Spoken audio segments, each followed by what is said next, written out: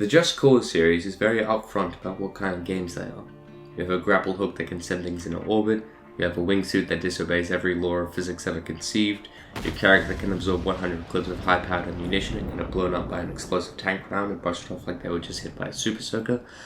Just Cause knows what it is and plays to extracts. I first got on the series at 3, and I had a blast. The gameplay loop was simple and addicting. Go to base, blow up everything inside, unlock a new explosion generator, go to next base.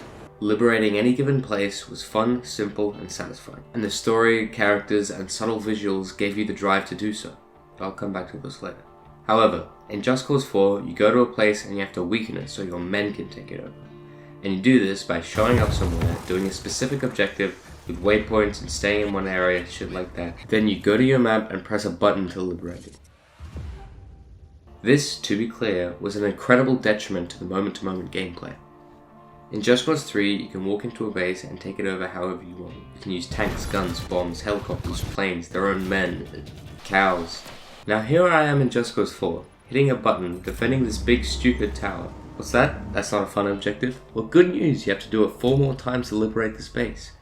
Good job, you did it. Now you can press the button in the menu to liberate the base and get the new gun that's worse than the one you already have.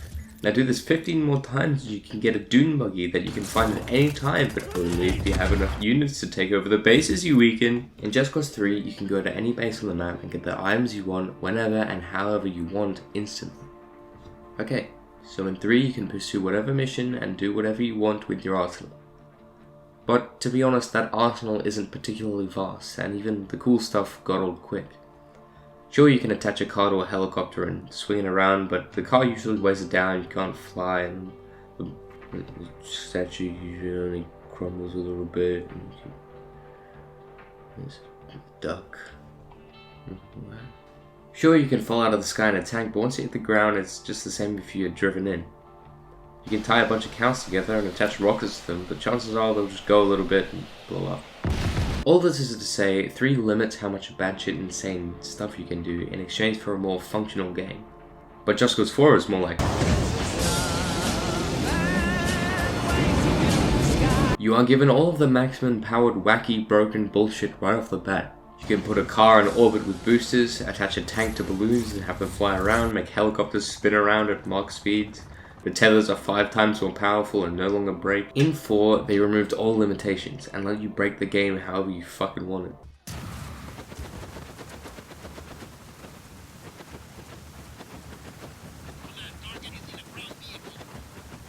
They also made the game even more explosion ridden, which I didn't even know was possible.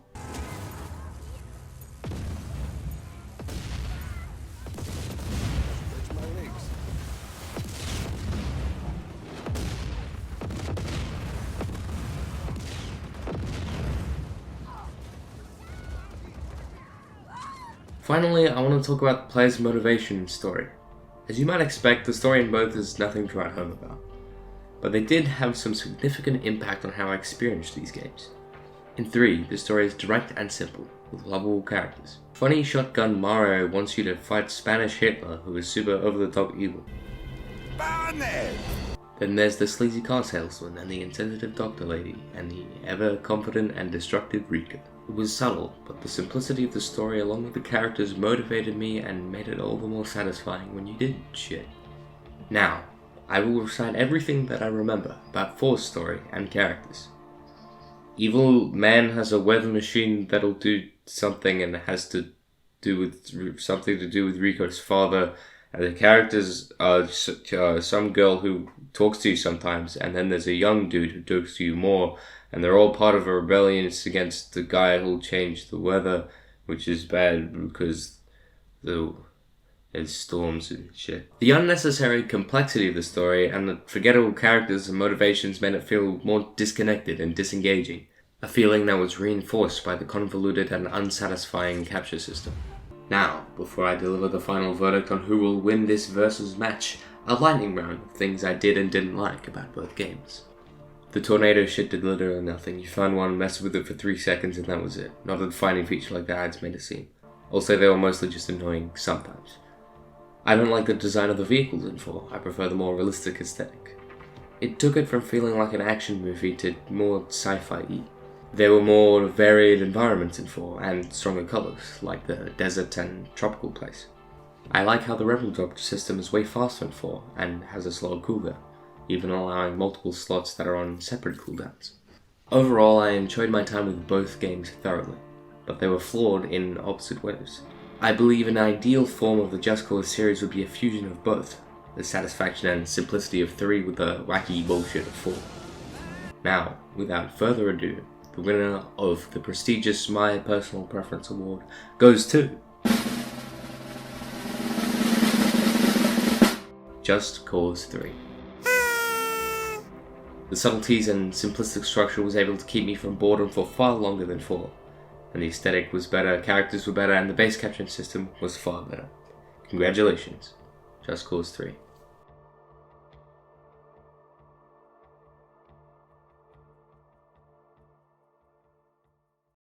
If you're listening to this, I would like to personally thank you for taking the time to watch whatever this video was. I had a lot of fun making it, and I really hope that I can continue to make videos like this in the future. And if you enjoyed it, consider subscribing so you can see more of this bullshit. Thanks again. Peace.